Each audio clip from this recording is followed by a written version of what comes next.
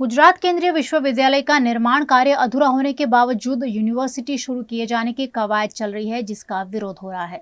गुजरात केंद्रीय विश्वविद्यालय का नया कैंपस वडोदरा में तैयार किया गया है। 100 एकड़ जमीन में राज्य की पहली सेंट्रल यूनिवर्सिटी तैयार हो रही है, जिसमें छात्रों को school of national security, cancer biology, green chemistry, nano bacterials, protein DNA interaction जैसे कई कोर्सेज पढ़ाए जाएंगे।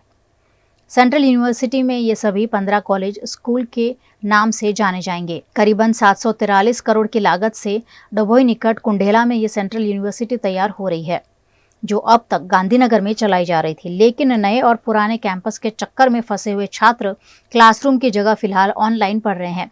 ये कैंपस बनकर तैयार होने में अभी भी करीब 6 महीने का समय लगेगा, ऐसा वाइस चांसलर रमाशंकर दुबे का कहना है। लेकिन छात्रों को यहाँ बुलाकर पढ़ाई अब कुछ ही दिनों में शुरू हो रही है।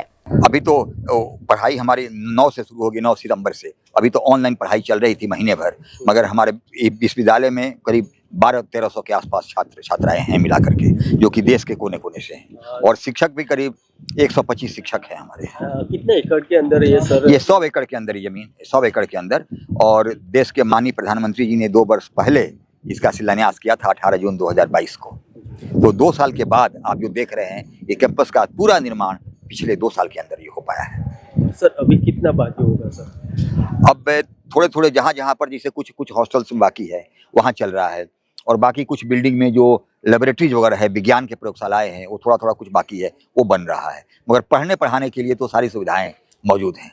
कब तक ये पूरा कंप्लीट हो जाएगा सर? हमारा तो कंप्लीट होने का टारगेट था, अभी कंप्लीट हो जाने के लिए, मगर हमें पूरी उम्मीद है कि अगले 6 महीने के अंदर पूरा का पूरा कंप्लीट हो जाएगा। यहाँ छात्रों और शिक्षकों के लिए यूनिवर्सिटी में अभी उचित व्यवस्थाएं भी नहीं की गई है, और उसके बावजूद सेंट्रल यूनिवर्सिटी शुरू करने पर सवाल उठ रहे हैं। यहाँ शौचालय समेत की बेसिक सुविधा भी उपलब्ध नहीं होने के बावजूद यूनिवर्सिटी को शुरू करने की जल्दबाजी समझ के परे है। आधे अधूरे बिल्डिंग में पढ़ाई शुरू करने पर छात्रों में भी रोष का माहौल दिख रहा है।